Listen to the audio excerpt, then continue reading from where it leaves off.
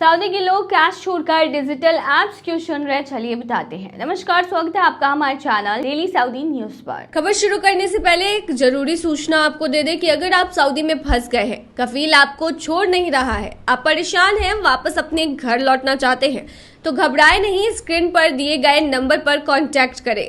इनका नाम अहमद अली है। ये आपको कानूनी प्रक्रियाओं के तहत महज 3 से 4 दिन के अंदर ही खरूज लगाकर सऊदी से फाइनल एग्जिट कराकर आपको सही सलामत अपने देश पहुंचा देंगे। आजकल सऊदी अरब में रहने वाले प्रवासी कामगार और स्थानीय लोग कैश लेकर पैसे भेजने की बजाय मोबाइल ऐप्स का इस्तेमाल ज्यादा कर रहे हैं। पहले जहां लोगों को लंबी लाइन में लगना पड़ता था, वही काम कुछ सेकंड में फोन से ही हो जाता है। डिजिटल ऐप की बढ़ती लोकप्रियता इसका मेन कारण है। वीजा की रिपोर्ट बताती है कि सऊदी अरब में अब 59% लोग डिजिटल ऐप से पैसे भेज रहे हैं, यानी हर 10 से 6 लोग अब कैश या पुरानी तरीकों पर निर्भर नहीं है। 47% लोगों का मानना है कि ये ऐप्स ज्यादा सुरक्षित, तेज और निजी है। 43% लोग इन्हें सिर्फ इसलिए चुनते हैं क्योंकि इनका इस्तेमाल करना बहुत इजी है, बस कुछ क्लिक और पैसा सीधे पहुंच गया। डिजिटल ट्रांसफर पर भरोसा भी बढ़ा है। पिछले साल की तुलना में 6% ज्यादा लोग अब इन ऐप्स पर भरोसा दिखा रहे हैं। पैसे भेजने की सबसे बड़ी वजहों की बात करें तो सऊदी अरब प्रवासी मजदूरों का बड़ा ठिकाना है। हर साल करोड़ों मजदूर अपने परिवार को पैसा भेजते हैं। इनमें भारतीयों का नाम भी सबसे ज्यादा है। 51% लोग कहते हैं कि वे पैसे मानवीय जरूरतों के लिए भेजते हैं, जैसे इलाज, बच्चों की पढ़ाई या इमरजेंसी स्थिति के लिए। 42% लोग सिर्फ परिवार की रोजमर्रा की जरूरतों के लिए पैसे भेजते हैं। 2024 में ही सऊदी अरब से भेजी गई कुल रकम 144 अरब सऊदी रियाल रही, जो पिछले 3 साल से सबसे बड़ी रकम है। ये दिखाता है कि सऊदी अरब से विदेशों को पैसा भेजना कितना अहम है। डिजिटल ट्रांसफर की चुनौतियों की बात करें तो हालांकि मोबाइल ऐप से पैसा भेजना बहुत आसान है, लेकिन अभी भी दिखते हैं 29% लोगों को लगता है कि पैसे भेजने पर लगने वाले शुल्क यानी फीस बहुत ज्यादा है। 33% लोगों का कहना है कि उनके परिवारों को पैसा मिलते वक्त भी कई बार लागत ज्यादा पड़ती है। इसका मतलब है कि डिजिटल ट्रांसफर को और सस्ता और सबके लिए सुलभ बनाने की जरूरत है। वीजा की नई सर्विसेज की बात करें तो इन समस्याओं को हल करने के लिए वीजा डायरेक्ट नाम की सेवा शुरू की है। इससे लोग सीधे बैंक अकाउंट, कार्ड या डिजिटल वॉलेट में तुरंत पैसे भेज पाएंगे। वीजा का मकसद है कि सऊदी अरब में विदेशों में पैसा भेजना और भी ज्यादा इजी हो जाए।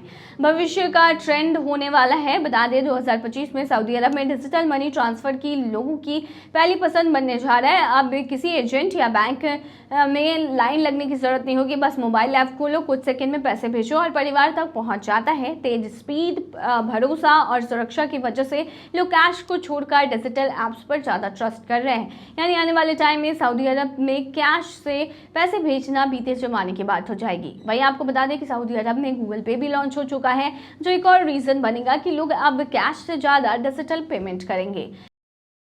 पायलट ने मां का पासपोर्ट उठाया और जद्दा पहुंच गया। कभी ऐसी खबरें सामने आती है जो आपको कंफ्यूजन में डाल देती है। दरअसल विमान बांग्लादेश एयरलाइन का मामला सुनकर आप भी सोच में पड़ जाएंगे। ढाका से जद्दा जाने वाली फ्लाइट के पायलट कैप्टन मुंतासिर रहमान ने फ्लाइट उड़ाने से पहले जो पासपोर्ट उठाया वो उनका नहीं बल्कि उनकी मां का था। हैरानी वाली बात ये रही कि ढाका एयरपोर्ट पर इमिग्रेशन वालों ने भी बिना ध्यान दिए उन्हें क्लियर कर दिया और वो फ्लाइट आराम से जद्दा लेकर पहुंच गए। जद्दा एयरपोर्ट पर जब सऊदी इमिग्रेशन ने पासपोर्ट चेक किया तो असली मामला सामने आया। पायलट का नाम और तस्वीर पासपोर्ट से मेल नहीं खा रही थी। बस फिर क्या था, पायलट को होटल जाने से रोक दिया गया और कुछ देर तक एयरपोर्ट पर ही अटके रहे। हालांकि विमान एयरलाइन के जद्दा स्टेशन मैनेजर ने तुरंत दखल दिया और अधिकारियों को समझाकर पायलट को जाने दिया। एयरलाइन अब उनका असली पासपोर्ट एक दूसरी फ्लाइट से जद्दा भेज रही है। विमान एयरलाइंस ने साफ किया है कि इस पूरे वाकये से यात्रियों को किसी तरह की परेशानी नहीं हुई। ना तो कोई पायलट लेट हुआ और ना ही कंपनी को कोई आर्थिक नुकसान झेलना पड़ा। कैप्टन रहमान अब अपना असली पासपोर्ट मिलने के बाद ही वापसी की फ्लाइट उड़ाएंगे। लोग इस घटना को सुनकर सोशल मीडिया पर मजाक बना रहे हैं। किसी ने कहा कि भाई माँ की दुआओं के सहारे फ्लाइट उड़ाने निकले थे, तो किसी ने लिखा इमिग्रेशन वाले भी बिना देखे स्टैम्प मार देते हैं। अब भरोसा किस पर करें? देखिए, सऊदी अरब जब भी आप जाते हैं तो कुछ जरूरी डॉक्यूमेंट्स हैं जो आपको अपने साथ रखने चाहिए। सबसे पहला है पासपोर्ट। कम से कम 6 महीने के लिए आपका पासपोर्ट वैलिड होना चाहिए और इसे अपने पास जरूर रखें। उसमें 2-3 पेज खाली जरूर होना चाहिए वीजा और स्टैंपिंग के लिए। सऊदी वीजा वैलिड और सही कैटेगरी का होना चाहिए, जैसे वर्क वीज़ा, विजिट वीज़ा, उम्रा, हज आदि के लिए। ई वीज़ा या स्टिकर वीज़ा दोनों भी वैलिड है। एयर टिकट होना चाहिए, कंफर्म रिटर्न टिकट, खासतौर पर विजिट और टूरिस्ट वीज़ा वालों के लिए। आईडी, नेशनल कार्ड होना चाहिए, अगर है तो आपके पास होना चाहिए। कई बार के ऐसे में रहते हुए भी इसका इस्तेमाल होता है। वैक्सीन सर्टिफिकेट, उम्रा, हज के लिए मेनिंजाइटिस और कभी कभी कोविड-19 वैक्सीन का सर्टिफिकेट भी मांगते हैं। हेल्थ इंश्योरेंस, सऊदी में एंट्री के लिए हेल्थ इंश्योरेंस अब अनिवार्य है। वीज़ा के साथ ही आता है इमिग्रेशन क्लियरेंस। अगर नौकरी पर जा रहे हैं, भारत, पाकिस्तान, बांग्लादेश से काम के लिए जाने वाले के लिए पीओई यानी प्रोटेक्टर ऑफ इमिग्रेंट्स क्लियरेंस जरूरी होता है। वर्क परमिट और कंपनी का लेटर, वर्क वीज़ा वालों के लिए सऊदी कंपनी का ऑफर लेटर या कॉन्ट्रैक्ट की कॉपी साथ रखें। इमरजेंसी कॉन्ट्रैक्ट और एड्रेस डिटेल, सऊदी में जिस कंपनी या स्पॉन्सर या रिश्तेदार के पास जा रहे हैं उनका पता और मोबाइल नंबर भी साथ जरूर रख लें। कुछ एक्स्ट्रा कॉपियाँ रखें, जैसे पासपोर्ट की वीज़ा, टिकट और आईडी की फ़ोटो कॉपी अलग से बैग में रख लें, आपकी काम आएगी। सऊदी एयरलाइन ने वापस लिया किराए बढ़ाने का फैसला। सऊदी एयरलाइंस ने लखनऊ से जिद्दा के लिए हवाई किराए में हाल ही में की गई 7,000 रुपए की वृद्धि को वापस ले लिया है।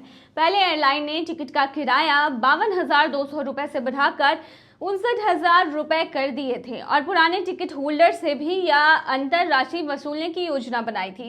इस कदम से उम्रा के लिए पहले से टिकट बुक कर चुके यात्रियों को बड़ा झटका लगने वाला था, लेकिन अब किराया वृद्धि वापस ले लिया गया है, जिससे उन्हें राहत मिल गई है। एयरलाइन के इस फैसले का सबसे ज्यादा फायदा उन श्रद्धालुओं को होगा जो उम्रा यात्रा की तैयारी में जुटे हैं। किराया बढ़ने से उनकी कुल यात्रा लागत अचानक काफी बढ़ गई, लेकिन अब वे पुराने किराए पर ही यात्रा कर पाएंगे।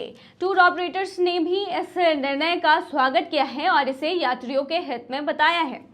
ऐसे यात्रियों का भरोसा एयरलाइन पर और मजबूत हुआ है, क्योंकि अचानक लिया गया किराया बढ़ोतरी का फैसला बहुतों के लिए आर्थिक बोझ साबित हो सकता था।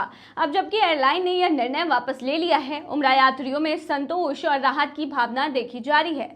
वहीं बता दें कि सऊदी अरब की फ्लाइट में जाने के लिए कुछ जरूरी नियम हैं, जिन्हें हर यात्री को पालन करना ही चाहिए। सबसे पहले आपके पास सही वीज़ा होना चाहिए, चाहे वो टूरिस्ट वीज़ा हो, उम्रा वीज़ा हो या फिर हज वीज़ा। पासपोर्ट की वैलिडिटी कम से कम 6 महीने होना अनिवार्य है। उम्रा और हज यात्रियों के लिए मेनिंजाइटिस का टीका लगवाना भी जरूरी है। वहीं जिन क्षेत्रों से येलो फीवर और पोलियो जैसी बीमारियों का खतरा है, वहां से आने वालों को टीकाकरण प्रमाण पत्र भी दिखाना पड़ता है। यात्रा के दौरान फ्लाइट टिकट, होटल बुकिंग और उम्रा हज पैकेज कंफर्मेशन जैसे डॉक्यूमेंट्स अपने पास जरूर रखें अगर आप सऊदी अरब जा रहे हैं। महिलाओं और नाबालिग यात्रियों को कभी कभी रिश्ते का भी प्रमाण देना पड़ सकता है। एयरलाइन तभी बोर्डिंग की अनुमति देती है जब सभी डॉक्यूमेंट्स पूरे हो, वरना बोर्डिंग से उतार दिया जाता है, यानी मना कर दिया जाता है बोर्डिंग करने से।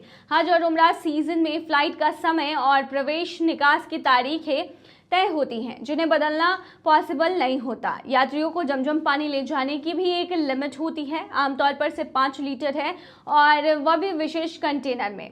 गैर मुसलमानों को मक्का और मदीना में पवित्र इलाकों में प्रवेश की अनुमति नहीं है। इसके अलावा अगर कोई यात्री वीज़ा की समय सीमा से ज़्यादा रुकता है तो उसे जुर्माना और डिपोटेशन जैसी सख्त सजाओं का सामना करना पड़ सकता है। तो सऊदी अरब जाए हज करने के लिए या उम्रा करने के लिए खुद को तैयार रखें और सारे डॉक्यूमेंट्स जो हैं वो अपने साथ लेकर जाएं।